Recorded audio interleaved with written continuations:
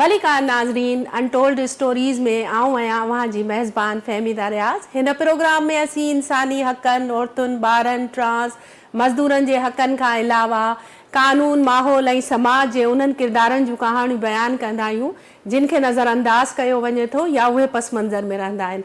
असांजो मक़सदु उन्हनि किरदारनि जी जदोजहद खे मंज़र ते आणणु आहे। असां सां गॾु अॼु स्टूडियो में मौजूदु आहे शीमा किरमाणी, जेका क्लासिकल डांसर भी आहे पर मज़हब जी अलामत सम्झी वेंदी आहे। अचो त संदसि ज़िंदगीअ जे सफ़र बाबति ॻाल्हि ॿोल कयूं था ऐं उन्हनि सां जेको आहे इन हवाले सां ॻाल्हायूं था। तो सबसे पहले शीमा जी बहुत बहुत शुक्रिया आपका हमें वक्त देने के लिए, और हमें बिल्कुल पता है कि आप इतनी मसरूफ़ होती हैं और बहुत सारे आपके शोज़ हो रहे हैं, लेकिन आपने हमारे लिए वक्त निकाला, तो सबसे पहले थैंक बहुत यू बहुत फहमीदा, थैंक यू कि आपने शुक्रिया कि आपने मुझे बुलाया, मुझे बहुत अच्छा लगा।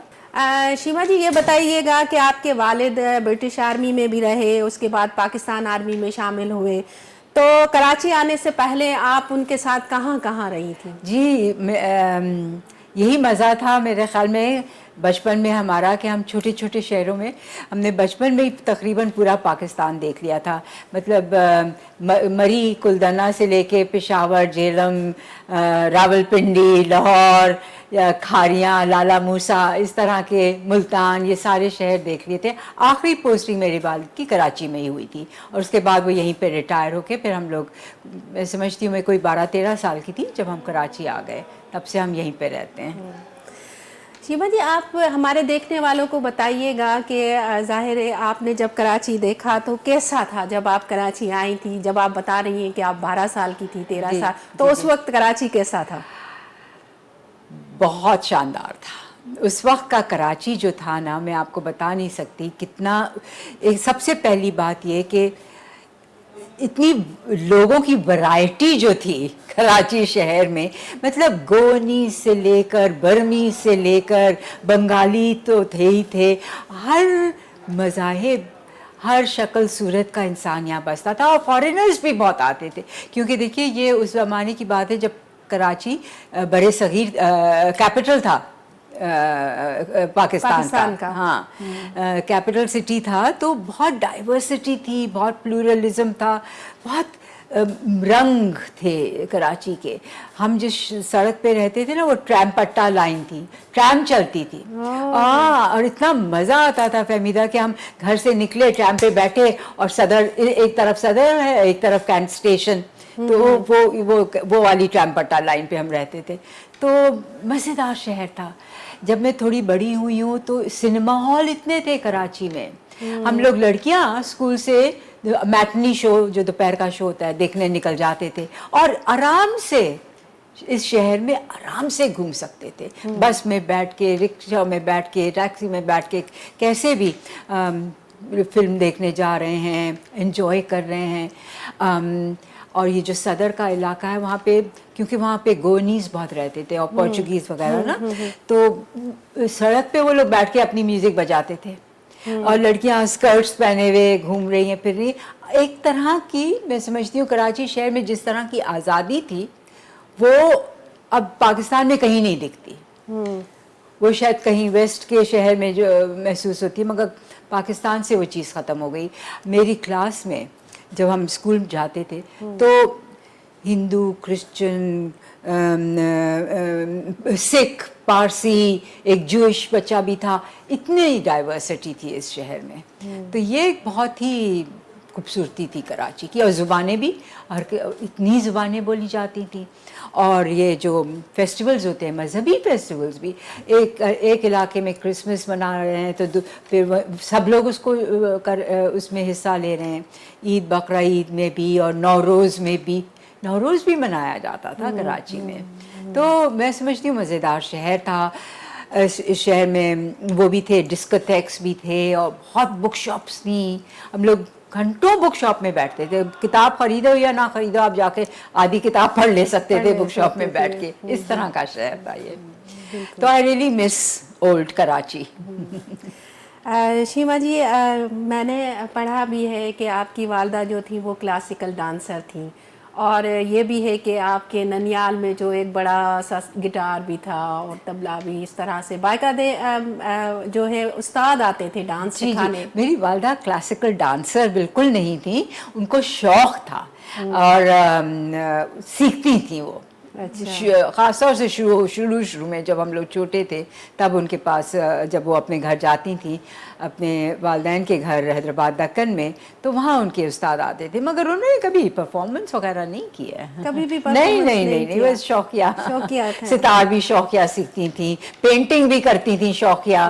تو بیسکلی وہ تو ہاؤس وائف ہی رہی، مگر انہوں نے جب کراچی آئی ہیں تو کوئی تقریباً 50 سال تک انہوں نے والنٹری ورک، سوشل ورک کیا.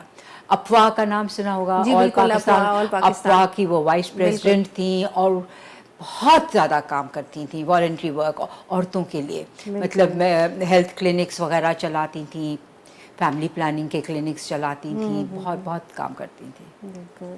تو آپ تو شاید پینٹر بننا چاہتی تھیں، تو پھر اس کے لیے تو آپ لندن بھی گئی تھیں. ہاں میری پہلی خواہش تو اصل میں جب جیسے جیسے میری پڑھائی ختم ہو، مطلب ہائی اسکول وغیرہ ختم ہوا، میری سمجھ میں نہیں آتا تھا کہ میں کیا کروں، کیونکہ میں اتنی ساری چیزیں کرنا چاہتی تھی.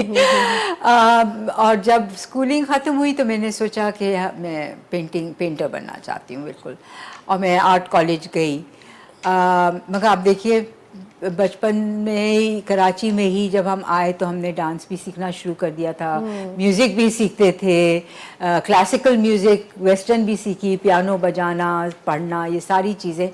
تو اور تھیٹر میں بھی انٹرسٹ تھا اسکول میں، ڈبیٹ میں بھی انٹرسٹ تھا، بہت سی چیزوں میں انٹرسٹ تھا، مگر میں بہت عرصے تک نہیں سمجھ پائی تھی کہ میں اصل میں کیا کرنا چاہتی ہوں.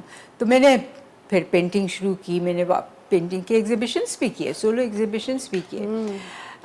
مگر ایک وقت آیا جب مجھے لگا کہ میں پرفارمنس میں سب سے زیادہ خوشی مجھے ملتی ہے. تو پھر میں نے ڈانس اپنایا، اور اس وقت اپنایا جب ڈانس پاکستان میں بہت ٹبو جیسے کہتے ہیں نا، ایک دم اس پہ بین لگ چکا تھا، اور کوئی ڈانسر رہا نہیں تھا پاکستان میں. تو میرے خیال میں میرے اندر ایک وہ بھی ہے، ایک ایسی اسپرٹ ہے کہ وہ چیز کرو جو منع کی گئی ہے. بالکل، جس کو نہ کرنا ہو آپ نے اسی سے شروعات کی. تو اب جیسے کہ کسی نے سوچا بھی نہیں تھا کہ دیکھیے پروفیشنل ڈانسرز تو پاکستان میں ہمیشہ سے ہی گنتی کے ہی رہے ہیں. بالکل. اور جب اس کے اوپر بین لگ گیا تو میں نے کہا میں تو وہی کروں گی. تو مجھے وہی کرنا تھا. بالکل. ایک تو شیما جی ڈانس، پھر اس کے اوپر کلاسیکل ڈانس، وہ بالکل ایک الگ چیز ہوتی ہے. تو پھر آپ نے ٹھیک ہے ڈانس تو ظاہر ہے ہم بھی کہیں نہ کہیں اتنا اچھا تو نہیں کر رہے ہوتے، ڈانس تو سبھی لوگ کرتے ہیں نا، کیونکہ رقص تو آپ دل سے کرتے ہیں. بالکل، اور سب کے اندر ہے، سب کے اندر ہے. بس کچھ جو ہے وہ اس کو پرفارم کر لیتے ہیں، کچھ نہیں کر پاتے. تو لیکن کلاسیکل ڈانس آپ نے کیوں چنا؟ دیکھیے ایک تو یہ کہ کلاسیکل ڈانس جو ہے وہ اس کو باقاعدہ سیکھنا پڑتا ہے. بالکل. اور کیوں چنا، میں اس کا جواب دینا بڑا مشکل ہے کہ میں نے ڈانس کیوں چنا. کیونکہ دیکھیے ہم جب کراچی آئیں تو جیسے میں نے آپ کو بتایا میری والدہ نے میوزک کی کلاس میں بھی ڈال دیا. اس وقت زمانے میں ٹیوشن نہیں ہوتے تھے، تو سب لوگ بچے جو ہے نا مطلب کچھ نہ کچھ سیکھ رہے ہوتے تھے ایز اے ہابی. تو میوزک بھی کر رہے ہیں، کوئی ستار بجانا سیکھ رہا ہے، کوئی وائلن سیکھ رہا ہے، کوئی کچھ سیکھ رہا ہے. تو مجھے انہوں نے ڈانس کے لیے بھیجا. میں اس زمانے میں 14-15 سال کی عمر تک نا میں کافی پلمپ تھی. تو میری اماں سمجھتی تھی کہ یہ تو، اور مجھے اسپورٹس میں بالکل دلچسپی نہیں تھی. تو ان کا خیال تھا کہ چلو ڈانس سیکھے گی تو شاید کچھ وزن کم کرے گی، تھوڑا گریس آئے گی.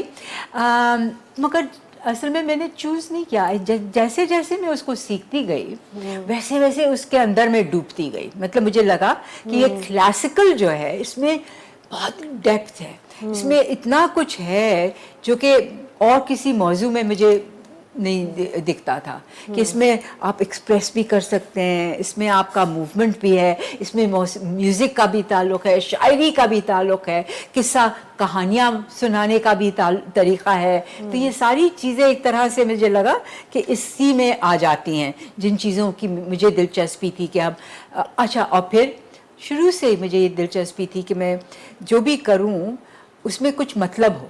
जैसे जब मैं पेंटिंग भी कर रही थी ना, तो एब्स्ट्रैक्ट आर्ट नहीं करती थी मैं, एक्सप्रेशन था उसमें, कुछ था, कुछ कह रही थी मैं उसमें ना, उसके ज़रिए।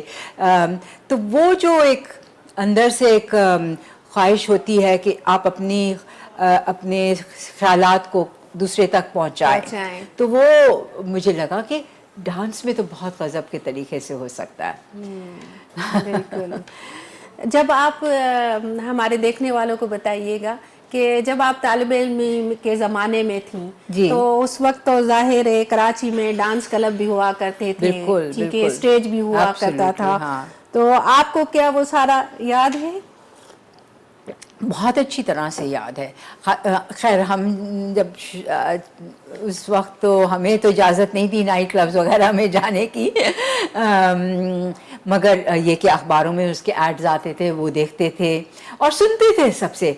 और कुछ नाम थे, बहुत बड़े नाम थे उस ज़माने में। नाइट क्लब डांसर्स जो थी ना, जैसे एमी मिनवाला, मतलब इतनी वेल नोन थी। और मुझे याद है कि लोग गुफ्तगू करते थे कि आज उसका है, हम देखने जाएंगे, होटल मेट्रोपोल में हो रहा है, या पैलेस होटल होता था वहाँ पे हो रहा है।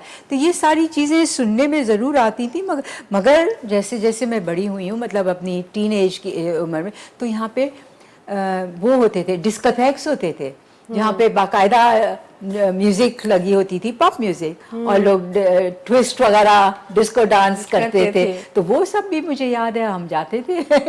साल में एक आध दफ़ा इजाज़त मिलती थी जाने की, सब लोग दोस्त मिल करके जाते थे और बहुत एंजॉय करते थे, और वो सब ख़त्म हो गया। कैसा लगता था? और जब आप अब देखती है और वो माहौल, दुख होता है, बाकायदा दुख होता है, क्योंकि मैं समझती हूँ, देखिए जब आप जवान हैं तो आपको खुशियाँ चाहिए, आपको ऐसा माहौल चाहिए जहाँ पे आप हंसें, आप मूव करें फ्रीली, और उसी तरह से इंसान की पर्सनालिटी भी डेवलप होती है ना। अब ये कि इतना दबा दिया गया हर चीज़ को, लड़कियों के लिए ख़ास तौर से। भाई एक दफ़ा बल्कि मेरे साथ हुआ कि सड़क पे मैं अपनी एक सहेली के साथ तारिक रोड के पास कहीं से गुज़र रही थी, तो हम लोग आपस में मस्त बातें करते हुए जा रहे थे। किसी ने बोला, हमको इशारा किया, तो हम लोग ज़रा से घबरा गए, डर गए ना, थोड़ा तेज़ चलने लगे। फिर वो 2-3 लड़के हमारे सामने आके, एकदम सामने आके खड़े हो गए। अब आप देखें कि उस वक्त तो इतना एक्सपोजर भी नहीं था, समझ में भी नहीं, मगर उस वक्त क्या हुआ कि जितने भी लोग उधर थे उन्होंने हमारी सपोर्ट की, कि तुम लड़कों को मारना शुरू किया कि तुम लोग इन लड़कियों को क्यों तंग कर रहे हो। आहिस्ता आहिस्ता हमने उस चीज़ को बदलते देखा फहमीदा, कि अब अगर आप देखें सड़क पे कोई लड़की एतराज़ करती है कि आदमी मुझे तंग कर रहा है, तो उसको ही जवाब ये देते हैं कि तुम बाहर क्यों निकली, और अकेले क्यों निकली, और शाम के वक्त क्यों निकली। तो पूरी सोच तब्दील हो गई है। तो मुझे तो बहुत दुख है कि क्या हो गया पाकिस्तान में, और कराची शहर कैसे बदल गया है। देखिए, जब मज़हब का इस तरह से जोर, मतलब फंडामेंटलिस्ट जोर, जब उसको आप एक्सट्रीमिज्म की तरफ ले जाते हैं, तब ये चीज़ें होने लगती हैं। अब तो कोई पसंद भी नहीं करता लड़की को हंसते हुए देखते, बिल्कुल वो बुरा समझा जाता है कि लड़की क्यों हंस रही है, ये तो बुरी औरत है जो आगे हंस रही है, कहका लगा रही है और खिलखिला के। हाँ, ये देखिए ना, पूरे इख्तियार हमारे बदल गए। वेरी सैड, मेरे ख्याल से तो बहुत दुख की बात है। तो शीमा जी, आपने कराची में कहाँ से डांस सीखा? कराची में देखिए एक इंस्टीट्यूट था जिसका नाम था रिदमिक आर्ट सेंटर, और ये एक मियाँ बीवी कपल था, मिस्टर एंड मिसेस घनश्याम के नाम से। इनको पाकिस्तान की प्राइम मिनिस्टर ने بالکل بلایا تھا سرور دلی صاحب نے. سرور دلی صاحب نے بلایا تھا. اور دیکھیں انہوں نے, اب سوچیں کہ اس زمانے میں کیا ماحول ہوگا کہ انہوں نے کلکتے سے ان کو بلایا, تم یہاں کہ تم لوگ, بیکاز یہ ان کے وہاں پہ سروردی صاحب بھی بنگالی تھے بالکل, تو انہوں نے کہا کہ جانتے تھے شاید نیبرز تھے کہ یہاں آ کر کے نیا ملک بنا ہے, تم لوگ یہاں آ کر کے سینٹر کھولو اپنا, یہاں پہ ہے نہیں کوئی کلاسیکل ڈانس وغیرہ کا. تو وہ لوگ یہاں آ گئے اور انہوں نے کھولا. تو جب میں جیسے بتا رہی ہوں, جب ہم کراچی آئے تو میری والدہ نے ان کو ڈھونڈ لیا کسی طریقے سے اور ہم کو وہاں بھیجنا شروع کر دیا. اور میری کلاس میں سے میری سہیلیوں میں سے کئی لوگ جاتے, بہت لوگ جاتے تھے اس زمانے میں, کیونکہ وہاں پہ موسیقی بھی تھی, سکھائی جاتی تھی, ڈانس بھی سکھایا جاتا تھا, اور ویسٹرن انسٹرومنٹس بھی تھے, گٹار بھی تھا. وہ پوری فیملی تھی ان کی, بیٹے بیٹیاں سب کچھ نہ کچھ کرتے تھے, تو پھر وہ سب کو سکھاتے تھے. اور ہم لوگ سب اس عمر میں بھی ان کے ساتھ پرفارم کرتے تھے. اور اس وقت اسٹیٹ فنکشنز ہوتے تھے, مطلب جیسے چون لائے آیا ہے پاکستان آیا ہے تو اس کے لیے گورنر کا پروگرام ہے, تو گھنشام صاحب کو کہا جاتا تھا کہ کلچرل شو رکھو.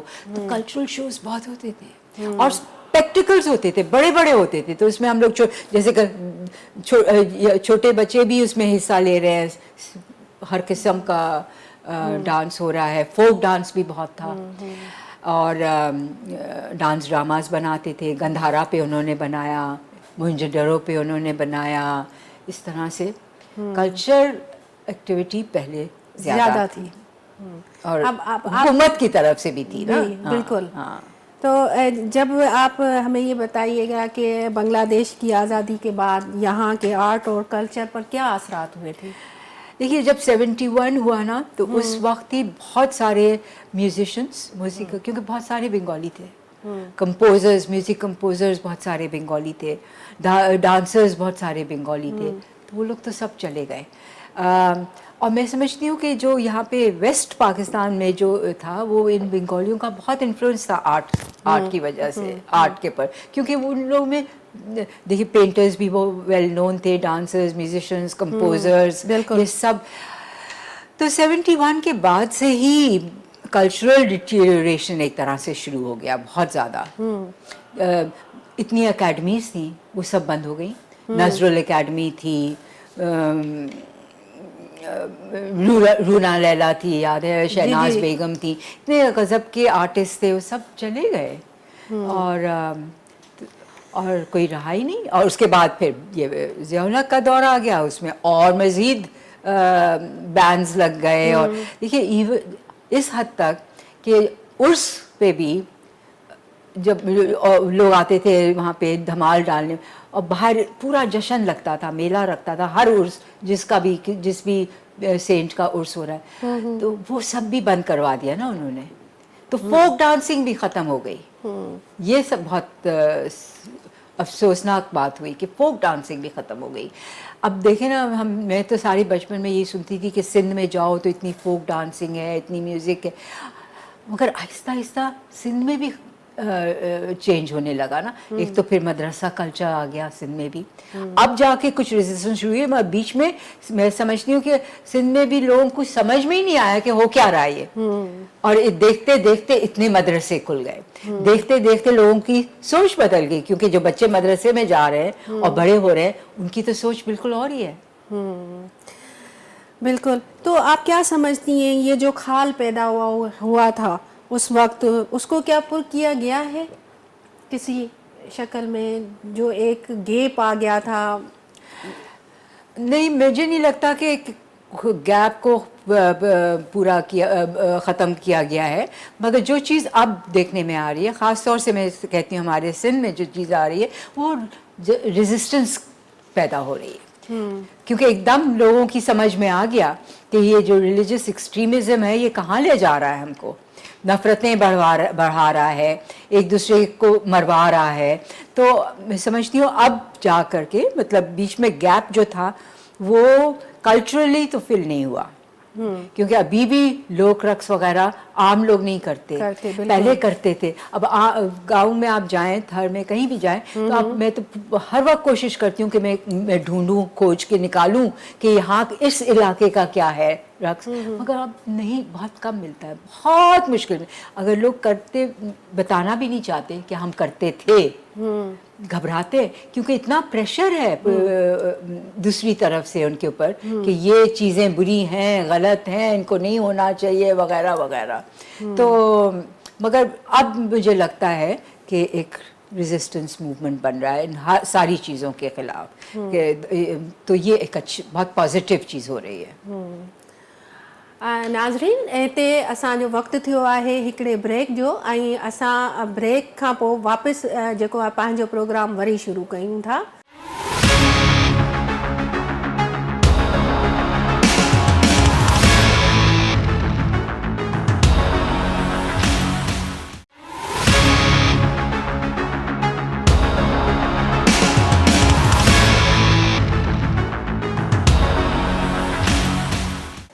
वेलकम बैक नाज़रीन. ऐं असां जेको आहे शीमा जी सां ॻाल्हायो पिए, ऐं हुननि जी ज़िंदगीअ बाबति जेको आहे उहे पहलू आहिनि जिन ते असीं ॻाल्हायूं पिया, ऐं असीं चाहियूं था त असांजा जेके प्रोग्राम ॾिसंदड़ आहिनि ऐं उन्हनि ताईं उन्हनि जूं उहे शयूं पहुचनि त कीअं उन्हनि पंहिंजी ज़िंदगी जी शुरूआति कई ऐं कीअं जेको आहे हू मुसलसल जदोजहद में आहिनि. तो शिवा जी, हमें ये बताइएगा हमारे देखने वालों के कि आपने इंडिया से जो डांस सीखा था, वहाँ आपके जो गुरु कौन थे? मैं मेरे यहाँ पे गुरु घनश्याम साहब थे, तो उनकी इजाज़त से और उनके कॉन्टैक्ट्स लेकर के मैं हिंदुस्तान गई थी सीखने के लिए. तो उन्होंने मुझे कई लोगों का बताया था. तो मैंने वहाँ पे जब गई तो मुझे ये वहाँ पे जाके मैंने देखी, क्योंकि जिस तरीके से घनश्याम साहब सिखाते थे, तो जो क्लासिकल डांस के मुख्तलिफ स्टाइल्स हैं ना, जैसे एक कथक है, एक भरतनाट्यम है, एक ओडिसी है, एक मणिपुरी है, कथाकली है, मुख्तलिफ स्कूल्स हैं, तो वो इन सारों का थोड़ा थोड़ा सिखाते थे. हाँ, मगर हिंदुस्तान में जिस तरह से क्लासिकल इवॉल्व हुआ, तो वो इस तरह से हुआ कि अगर कथक है तो आप कथक करेंगे, अगर भरतनाट्यम सीख रहे हैं तो जैसे एक्सपर्टीज बन जाए एक चीज में, जैसे डॉक्टर्स होते हैं कि वो अगर कान का डॉक्टर है तो उसको किसी और चीज के बारे में कुछ वो नहीं राय देगा या उसको पता भी नहीं होगा शायद. तो इस तरह से हो गया ये डिपार्टमेंटलाइज. तो मुझे फिर जाके तय करना पड़ा कि मैं कौन सा वाला करूँगी. तो मुझे ये पता था कि मेरे पास वक्त कम है, तो मैंने 3 स्टाइल्स चूज़ किए, भरतनाट्यम, कथक और एक और स्टाइल. देखिए, भरतनाट्यम साउथ का है, साउथ हिंदुस्तान का है, कथक नॉर्थ का है, और बीच का एक स्टाइल है जो उड़ीसी कहलाता है, जो मैंने पहली दफ़ा वहीं पे देखा. उड़ीसी, हाँ, वो उड़ीसा एक स्टेट है इंडिया का, तो वहाँ उन्होंने अपना लिया था. मगर जो उसके पॉस्चर्स वगैरह है ना फेमिना, वो मुझे बहुत, उसमें मुझे दिलचस्पी 2 वजह से हुई.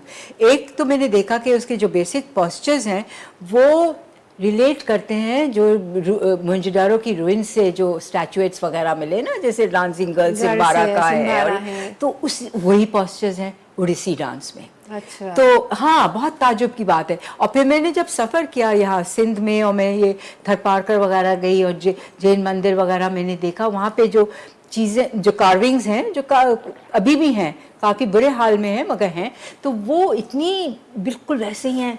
वो जो दरवाज़ा है उसका बिल्कुल वैसे ही है जैसे हिंदुस्तान के कुछ टेम्पल्स में हैं. तो मुझे लगा कि शायद इधर से ही वो चीज़ें निकल के गई हैं, क्योंकि ये तो बहुत कदीम ज़माना था ना मोहनजोदारो का. तो एक तो ये वजह मुझे लगी है, उड़ीसी डांस को मुझे अच्छा लगा. और दूसरा ये कि उसमें बहुत ज़्यादा शायरी का ताल्लुक़ है, कि वो सारा डांस जो है ना वो शायरी के पर बेस्ड है. तो मैंने कहा कि फिर तुम्हें इसको अपना, मैं इस फॉर्म को सीख सकती हूँ और अब शायरी हम आप कोई भी इस्तेमाल करें. तो ये चीज़ मुझे बहुत अच्छी लगी. तो अब फिर मैंने वापस आके यही किया. मैंने जैसे फहमीदा रियाज की शायरी है, जो हमारी पोइट हैं, उनकी शायरी, फैज़ साहब की शायरी, कभी अंग्रेज़ी में, कभी मैंने सिंधी की भी बहुत सारी चीज़ों के पर कोरियोग्राफ करके परफॉर्म किया है. तो ये मेरी फेवरेट स्टाइल है. बिल्कुल. अच्छा, आप कहती हैं कि जुल्फ़कार अली भुट्टो के ज़माने में इस्लामी निज़ाम का जो नफाज होना शुरू हुआ था, जबकि आम राय है कि ज़ियाउल हक़ के दौर में ये चीज़ें शुरू हुई थी. तो आप इसको कैसे देखती हैं? फहमीदा, मैं समझती हूँ कि एक्चुअली शुरुआत तो बहुत पहले से हो गई थी. जब देखिए कॉन्स्टिट्यूशन میں تبدیلی لائی گئی یہ کہہ کے کہ یہ اسلامک ریپبلک آف پاکستان، شروع میں تو نہیں تھا نا اسلامک ریپبلک یہ. اور پھر دوسری سیاسی تبدیلی آئی جب یہ ڈکلیئر کیا کہ یہ ایک مسلمس کا ایک جو کمیونٹی ہے وہ وہ غیر مسلم بنا دی گئی. تو یہ ساری چیزیں بھٹو کے زمانے میں شروع ہوئی. شراب پہ بین بھٹو نے لگایا، اس کو یاد ہے وہ پیتا تھا، اس نے کہا میں پیتا ہوں مگر بین اس نے لگایا. تو بلکہ فرائیڈے جمعے کی چھٹی بھی شاید انہوں نے طے کی تھی، ہے نا. تو یہ چیزیں بھٹو نے آخر میں آ کر کے نا بہت کمپرومائزز کیے. مطلب شروع میں بہت سارے جو لیفٹ ہم جیسے سوچ کے لوگ تھے بہت سارے پی پی کو جوائن کر رہے تھے. اب مزاج محمد خان کا نام ہی لے لیجئے. اس طرح سے کئی لوگ تھے جو کہ لیفٹ سوچ رکھتے تھے اور سوشلسٹ سوچ رکھتے تھے، کیونکہ جو بھٹو کا سلوگن تھا روٹی کپڑا اور مکان، وہ بہت سوشلسٹ سلوگن تھا نا. تو بہت سارے لوگوں نے ان کو سپورٹ کی شروع میں، مگر پاور کا چسکا جو ہے وہ اس کے بعد تو اس نے یہی سب شروع کر دیا، مطلب دوسری سائڈ کو اپیز کرنا شروع کر دیا. تو میں سمجھتی ہوں اسی وقت سے یہ ساری چیزیں شروع ہوئی ہیں. اور پھر اس کو اور زیادہ آگے ضیاء الحق نے بڑھایا، اس نے تو خیر پھر لاز بھی پاس کروا دیے. بالکل جی بالکل. ہمارے دیکھنے والوں کو یہ بتائیے گا کہ جب آپ ڈانس سیکھ کر پاکستان آئی تو ظاہر ہے یہاں پہ تو پابندیاں لگ چکی تھیں، تو پھر کیا کیا اور کیسے آپ نے، ظاہر ہے آپ ایک چیز سیکھ کے آئی تھی اور آپ اس کو چاہ بھی رہی تھی کہ میں ظاہر ہے اس پہ پرفارم بھی کروں، تو پھر کیا حالات رہے ان دنوں میں، آپ نے کیا کیا، کیسے کیا؟ دیکھیے یہ سارا جو ہے ڈانس ہو تھیٹر ہو یہ پرفارمنگ آرٹس ہیں. تو اگر آپ کو اس چیز میں دلچسپی ہے تو پھر آپ کی خواہش ہوتی ہے نا اس کو پرفارم کرنے کی، کہ آپ نے اتنے سال خون پسینہ لگا کے آپ نے سیکھا تو آپ پرفارم کریں گے اس کو. تو شروع میں تو یہ تھا کہ باقاعدہ NOC لینا پڑتا تھا، نو آبجیکشن سرٹیفکیٹ، اور بہت مشکل سے ملتا تھا. آپ کو کئی دفتروں سے گزرنا پڑتا تھا، ہاں مراحل سے. مطلب جیسے کہ کمشنر آفس سے آپ کو لینا پڑتی تھی اجازت، اور منسٹری آف انفارمیشن اور براڈ کاسٹنگ تھا اس وقت یہاں پہ، اس سے اجازت لینی پڑتی تھی. اور بہت خاصا تکلیف دہ وہ عمل تھا NOC لینے کا، اور کئی دفعہ نہیں دیتے تھے. جیسے ہمارے کئی پلیز اس زمانے میں اسکرپٹ ہی نہیں پاس کرتے تھے، کہتے کہ یہ اس کو یہ سینسر کر دیتے تھے، وہ سینسر کر. ڈانس کے لیے تھا کہ NOC پہ باقاعدہ لکھا جاتا تھا کہ یو ول ناٹ ڈانس. تو پھر ایک اس وقت میں جب پہلی دفعہ میں گئی ہوں اور انہوں نے کہا کہ نہیں ڈانس کا تو ہم آپ کو نہیں دے سکتے، تو میں نے کہا کہ پھر میں کیا کروں. تو اس دفتر نے مجھے، جو وہاں پہ آفیسر تھے، انہوں نے کہا آپ یہ کہیں کہ کلچرل پروگرام کر رہی ہیں، ڈانس کا ذکر مت کریں. تو اس طریقے سے دیکھیے راستے انسان نکالتا ہے، بالکل کوشش جب کرتا ہے تو کچھ نہ کچھ نکل ہی آتا ہے. تو میں نے پھر کلچرل پروگرام لکھ دیا. مگر میں نے ان سے کہا، میں نے کہا مگر میں تو گھنگرو پہن کے کروں گی. تو یہ سیڈ میں نے نہیں سنا. تو جو اچھے لوگ بھی ہوتے ہیں نا سسٹم میں، جو سپورٹ کر رہے ہیں اور جو سمجھ نہ کر رہے ہوں لیکن گھما پھرا کے ضرور کر رہے ہوتے ہیں. تو پھر جب یہ آپ نے ابھی گھنگرو کا ذکر کیا تو ہمارے یہاں پہ جو ظاہر ہے اب تو بہت دور چینج ہو چکا ہے، لیکن ہم اس دور کی بات کریں تو اس وقت کیا لوگوں کو ایک جب آواز آپ کو آتی ہے گھنگرو کے نام کی، تو پھر آپ کو کیا لگتا تھا کہ لوگ اس کو کس طرح سے دیکھ رہے ہیں یا سمجھ رہے ہیں؟ گھنگرو جب آپ کہتے ہیں نا کہ بجتے ہیں، فہمیدہ، وہ تو میں سمجھتی ہوں شروع سے اب تک بھی وہ جو تصور ہے لوگوں کے دماغ میں رقص کا اور گھنگرو کا، وہ اتنی غلط خیالات ہیں. سب سمجھتے ہیں کہ جو بھی عورت گھنگرو باندھ کے رقص کرتی ہے وہ ایک آوارہ بری عورت ہے. بری عورت ہے، بالکل. اور وہ صرف یہ نہیں کر رہی، صرف رقص نہیں کر رہی، وہ کچھ اور بھی کر رہی ہے نا. تو इसीलिए मुझे ख्वाहिश हुई कि मैं क्लासिकल दिखाऊं लोगों को, कि पता चले कि ये जो फ़न है ये कितना अजीम है। इसमें जिस्म दिखाने का तो कोई जिक्र ही नहीं है, मतलब आप बॉडी का एग्जिबिशन बिल्कुल नहीं करते हैं। और देखिए मोटिवेशन की बात होती ना, क्या वजह से आप ये परफॉर्म कर रहे हैं। अब जो मुजरा टाइप होता है वो उसका तो मकसद ही और होता है ना, उसका मकसद ये होता है कि मर्द देखें और उनके बेसिक इंस्टिंक्ट्स को उजागर हो, है ना। बिल्कुल। क्लासिकल का तो ये है कि तो दिमाग के लिए और खूबसूरती के लिए और जज्बात के लिए, और ये कि आपके दिल को सुकून मिले और कोई आप बेहतर इंसान बने। ये सारे जो आर्ट्स हैं ना, इनका मकसद ये होता है कि वो मोमेंट जो है जिसमें आप कोई चीज़ ऐसी देख रहे हैं जो कि यूँ आपको छोड़ देती है, तो वो आप एक सतह ऊपर चले जाते हैं, मतलब आप ये जो दुनिया है उससे हट जाते हैं। इसलिए मैं कहती हूँ कि आर्ट्स जो है ना समाज के लिए बहुत ज़रूरी है, क्योंकि ये लोगों के लिए, लोगों को एक तो जहनी सुकून बहुत मिलता है, बिकॉज एक तो फॉर्म ऑफ मेडिटेशन भी है ना, एक फॉर्म ऑफ मेडिटेशन है। इसमें आपको अपने अंदर सुकून ढूंढते हैं और अपने गिर्द आप चाहते हैं सुकून, अपने अंदर आप प्यार ढूंढते हैं और अपने गिर्द चाहते हैं कि प्यार मोहब्बत हो।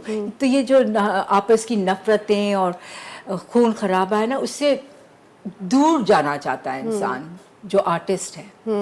तो आर्ट बहुत ज़रूरी है समाज को आगे, और सबसे दिमाग को खोलता है, वसी से वसी तर करता है ना, कि आप कुछ भी इमेजिन कर सकते हैं, आप उड़ सकते हैं, आसमान तक पहुंच सकते हैं अपना इमेजिनेशन यूज़ करके। तो आर्ट्स तो यही करता है, ये